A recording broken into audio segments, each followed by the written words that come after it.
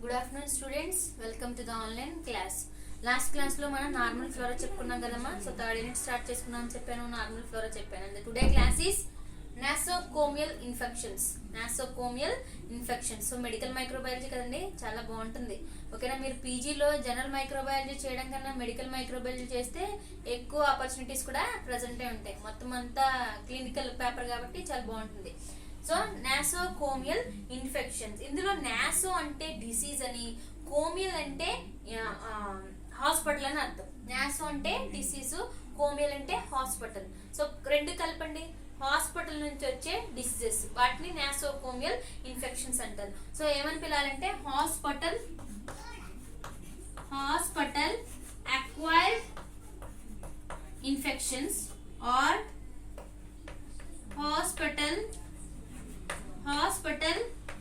associated infections.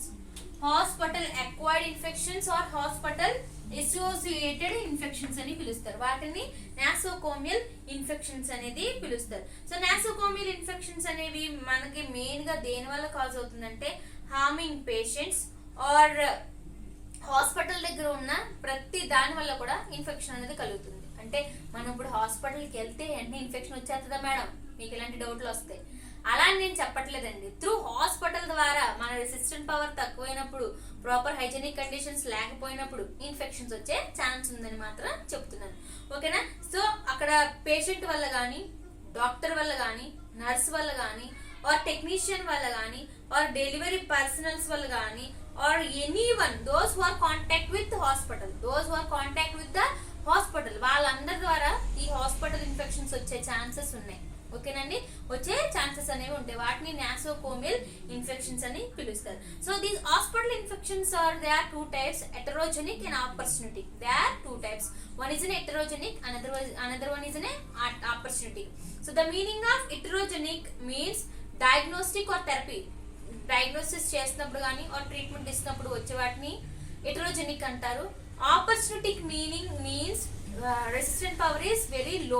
ఎప్పుడైతే resistant power అనేది బాగా తక్కువగా ఉంటుందో అప్పుడు వచ్చే వాటిని ఆపర్చునిటిక్ అని అంటారు. ఎందుకు అని అంటే నార్మల్ ఫ్లోరా కాస్త ఎలా అవుతుందంటే ప్యాథోజన్ కింద మారిపోతుంది. What are the main source to cause the nosocomial infections? So what is the main source ఏంటంటే ఇక్కడ two types, animate and inanimate. అర్థం తెలుసా అండి? యానిమేట్ అంటే ఏంటి? యానిమేట్ మూవీస్ అన్ని కదిలిపోతాయి. ఇన్యానిమేట్ అంటే కదలండి. సో యానిమేట్ అంటే అక్కడ మొత్తం స్టాఫ్ అంతా వస్తారన్నమాట, డాక్టర్స్ కానీ, నర్సెస్ కానీ, పేషెంట్స్ కానీ, ఆర్ టెక్నీషియన్ కానీ, ఆర్ మెడికల్ రిప్రజెంటేటివ్, ఎవరైనా సరే ఒక పర్సన్ యానిమేట్ అంటే వాళ్ళందరూ వస్తారు. వాట్ ఇన్యానిమేట్ థింగ్స్ అంటే ఇక్కడ ఎవరు వస్తారు అంటే ఫుడ్ కానీ, వాటర్ కానీ, ఆర్ ఎయిర్ కానీ, ఆర్ క్యాథెటర్స్ కానీ, intravenous respiratory or therapy equipment, dialysis చేసినప్పుడు ఎక్విప్మెంట్, ఎనీ ఎక్విప్మెంట్ వల్ల కనుక వస్తే ఇన్యానిమేట్ థింగ్స్ అనేది చెప్తారు. సో యానిమేట్ అంటే విజిటర్స్ ద్వారా కానీ, ఆర్ పేషెంట్ ద్వారా కానీ, నర్సెస్ ద్వారా కానీ వచ్చేవి యానిమేట్. ఇన్యానిమేట్ అంటే ఫుడ్, వాటర్, రెస్పిరేటరీ, అక్కడ ఉపయోగించే ప్రతి యుటెన్సిల్స్ వల్ల కలిగే వాటిని ఇన్యానిమేట్ థింగ్స్ అని అంటారు. So what are the factors to contribute the development and severity of nosocomial infections? What are the main factors to cause the nasocomial infections? So first one ఏంటంటే, so wide variety of pathogens and large number of pathogens present in the hospital environment. Wide variety of pathogens and large number of pathogens present in the hospital environment. And the next, hospital staff is moved from the patient to patient and the probability of transfer of pathogen from one bed to another bed. So ఒక person నుంచి ఒక bed కి వాళ్ళ treatment చేయడానికి move అవుతూ ఉంటారు. So అలా move అవునప్పుడు ఏంటంటే అక్కడ ప్యాథోజన్ కూడా క్యారీ అయ్యే ఛాన్స్ ఉంటుంది. Next, housing of different patient in rooms, ward and chances of cross infection. Rooms ఉంటాయి, వార్డ్స్, జనరల్ వార్డ్స్ ఉంటాయి, నార్మల్ రూమ్స్ ఉంటాయి. So that is the chance off to cause the cross infections వచ్చే chance ఉంది. And next, maternity ward లో కానీ, అప్పుడే new Born babies కి infections ఎక్కువగా వచ్చే ఛాన్స్ ఉంటుంది. ఎందుకంటే అప్పుడే పుట్టిన పిల్లలు అప్పుడే ఇంకా ఇమ్యూనిటీ అనేది డెవలప్ అవ్వదు కాబట్టి, సో వాళ్ళలో ఎక్కువగా వచ్చే ఛాన్సెస్ ఉన్నాయి. These are the factors to cause the nosocomial infections. Next, hospital pathogens. So ఈ ప్యాథోజన్స్ వల్ల నాసోకోమియల్ ఇన్ఫెక్షన్స్ అనేవి ఎక్కువగా కలుగుతాయి. సో హాస్పిటల్ ప్యాథోజన్ అనేది దేన్ని పిలుస్తారంటే స్టెఫైలోకాకై. సో గుర్తుపెట్టుకున్నామా, ఎక్కడైనా అడిగితే మీరు చెప్పడానికి బాగుంటుంది అనమాట. మైక్రో ఆర్గానిజం లో హాస్పిటల్ ప్యాథోజన్ అనేది స్టెఫెలోకోకై ని హాస్పిటల్ స్టెఫెలోకోకై అని పిలుస్తారు. ఏం పేరండి? హాస్పిటల్ స్టెఫెలోకోకై. అండ్ ఇవే కాకుండా ఇంకా ఏంటంటే ఈకోలై, క్లెప్షియల్లా, ఎంటెరోకోకస్, ప్రోటియస్ అండ్ వాటిని కూడా నాసోకోమియల్ ఇన్ఫెక్షన్స్ అండ్ నాసోకోమియల్ పాథోజన్స్ అని పిలుస్తారు. సూడోమోనాస్ ఆర్ క్యాండిడా, ఫంగస్ చూసుకుంటే క్యాండిడా అనేది నాసోకోమియల్ ఇన్ఫెక్షన్ అనేది. ఇప్పుడు అట్ ప్రెసెంట్ మనకి ఈ కరోనా వైరస్, ఓకేనా. సో ఇప్పుడు హాస్పిటల్కి వెళ్ళినప్పుడు కూడా ప్రాపర్ హైజీనిక్ కండిషన్స్ లేకపోయినా, మాస్క్ ని రిమూవ్ చేసిన, శానిటైజర్ తో హ్యాండ్ వాష్ చేసుకోకపోయినా మనకి వచ్చేసే ఛాన్స్ ఉంది. హాస్పిటల్ ఇన్ఫెక్షన్ అనే చెప్పొచ్చు కదండి. సో అలాంటివి.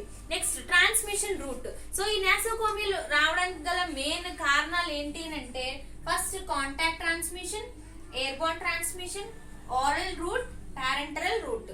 ప్యారెంటరల్ రూట్ అంటే అర్థము త్రూ ఇనాక్యులేషన్, మనం ఇంట్రావీనస్ ఇంజెక్షన్ సబ్క్యూటేనియస్ గా ఇంజెక్ట్ చేసుకుంటే వాటిని ప్యారెంటరల్ రూట్ అని అంటారు. కాంటాక్ట్ అంటే ఇక్కడ మెయిన్ గా ఏమొస్తుందంటే, so the nosocomial is transmitted mainly by the contact. The direct contact person to person ఉంటుంది or indirect కాంటాక్ట్ కూడా ఉంటుంది. స్టెఫెలోకోకై అండ్ స్ట్రెప్టోకోకై సెప్సిస్ అనే డిసీజ్ ఉంటాయమ్మా. Those are the best examples for the contact disease. So corona కూడా మనం contact అని చెప్పుకోవచ్చు అనమాట. సో అంటే కరోనా పేషెంట్ కాఫ్ దగ్గరప్పుడు కానీ ఆ వైరస్ అనేది ఎంటర్ అయిపోతుంది ఈజీగా, కాంటాక్ట్ అవ్వాలి కదండి. అందుకే సివియారిటీ పాండమిక్ కండిషన్స్ మనం వెళ్ళిపోయాం. So contact transmission. Next air Born transmission. So అక్కడ ఉన్న hospital infections, air Born infections అనేవి ఏంటంటే టీబీ కానీ ఆర్ ఇన్ఫ్లుయెన్జా కానీ, ఫ్లూ కానీ, సో ఎయిర్ డస్ట్ పార్టికల్స్ అనేవి ప్రెసెంట్ అవ్వడం వల్ల ఎయిర్ బోర్న్ ఇన్ఫెక్షన్స్ వస్తాయి. త్రూ ఓరల్ రూట్ అంటే అక్కడ సప్లై చేసే ఫుడ్ కానీ ఆర్ వాటర్ కానీ ఆర్ ఎనీ ఆ హాస్పిటల్ ఎన్విరాన్మెంట్ లో సప్లై చేసే వాటి వల్ల వచ్చేవాడిని ఓరల్ రూట్ అంటారు. ప్యారెంటరల్ రూట్ అంటే ఆల్రెడీ చెప్పారు, ఇనాక్యులేషన్, త్రూ ఇనాక్యులేషన్ అనమాట. సో ఒకవేళ ఎయిడ్స్ పేషెంట్ కి ఒకవేళ ఫర్ ఎగ్జాంపుల్ ఒక ఇంజెక్షన్ చేసి ఆ సిరంజ్ తో కనుక ఇంకొకరు కనుక మళ్ళీ నీడిల్ యూజ్ చేశారనుకోండి, ఏమవుతుంది? ఇన్ఫెక్షన్ ఏమవుతుంది? ట్రాన్స్ఫర్ అయిపోతుంది కదండి. అదొక best example. Or hepatitis B patient కానీ. సెల్ఫ్ ట్రాన్స్మిషన్, మన వల్ల కూడా సెల్ఫ్ ట్రాన్స్మిషన్, ఎవరి వల్ల వాళ్ళకి వచ్చే ఛాన్స్ కూడా ఉంది. ఎందుకంటే ఇప్పుడు బయటకు వెళ్ళినప్పుడు మాస్క్ తీసేశారు అనుకోండి, మీకు కరోనా వచ్చే అవకాశాలు ఉంటాయి. శానిటైజర్ తో వాష్ చేసుకోలేదు, కరోనా వచ్చే అవకాశాలు ఉంటాయి. ఓకేనా? జస్ట్ నార్మల్ గా చెప్తున్నాను, వచ్చేస్తుందని చెప్పట్లేదు, నార్మల్ గా చెప్తున్నాను. సెల్ఫ్ ట్రాన్స్మిషన్ అంటే మన పర్సనల్ హైజీనిక్ కండిషన్స్ అనేవి ప్రాపర్ గా ఉండాలి. అలాంటప్పుడు ఈ నాసోకోమియల్ ఇన్ఫెక్షన్స్ అనేవి రావన్నమాట. కామన్ గా వచ్చే నాసోకోమియల్ ఇన్ఫెక్షన్స్ అనేవి ఏంటి అని అంటే, హాస్పిటల్కి వెళ్తే మనకు వచ్చే nosocomial infections urinary bladder infections వస్తాయి, వూండ్ ఇన్ఫెక్షన్స్ వస్తాయి, రెస్పిరేటరీ ట్రాక్ట్ ఇన్ఫెక్షన్స్ వస్తాయి, bacteria diseases and septicaemia. What is the meaning of bacteria and septicaemia? So bacteria అంటే the bacteria present in blood is called bacteria and septicaemia means blood motions ని septicaemia అని అంటారు. What is the prevention and control of these nosocomial infection? So hospital staff ఒకరి నుంచి ఒకరికి move అవుతున్నప్పుడు should maintain hygienic conditions, proper handling of the equipment, and hospital personnel must practice proper washing procedures, and patient must be monitored on the frequently distributing symptomologic and other way, and patient skin must be disinfected before the operation. Before the going operation తీసుకెళ్తున్నప్పుడు ఏంటంటే మొత్తం patient ని antiseptic agents అయినా use చేసి మొత్తం clean చేసిన తర్వాత surgeries అనేవి చేయాలన్నమాట. జనరల్ ప్రికాషన్స్ తీసుకుంటే, పర్సనల్ హైజీనిక్ కండిషన్ మెయింటైన్ చేస్తే నాసోకోమియల్ ఇన్ఫెక్షన్స్ అనేవి రాకుండా ఉంటాయి. ఓకేనా? That is the class about nosocomial infections. Last class లో నార్మల్ ఫీవర్ చెప్పుకున్నాం, and the today class is nosocomial infections. మీరు ఈ మెడికల్ మైక్రోబయాలజీ మీకు ఉపయోగాలు ఏంటంటే, ఈ పేపర్ చాలా ఈజీ. క్లాస్ విని రన్నింగ్ నోట్స్ రాసుకున్నారని అంటే క్లాస్ అర్థమయ్యి మీరు చాలా ఈజీగా రాయగలుగుతారు. ఈజీ స్కోరింగ్ కూడా మీకు ఈ పేపర్, అసలు డిఫికల్ట్ అనేది ఎక్కడ ఉండదు. జనరల్ గా కూడా మీరు రాయగలుగుతారు అనమాట క్లాస్ వింటే. ఓకేనమ్మా? సో నోట్స్ రాసుకోండి అండ్ వీడియోస్ ని ఫాలో అవుతూ ఉండండి. ఓకేనా? Thank you students.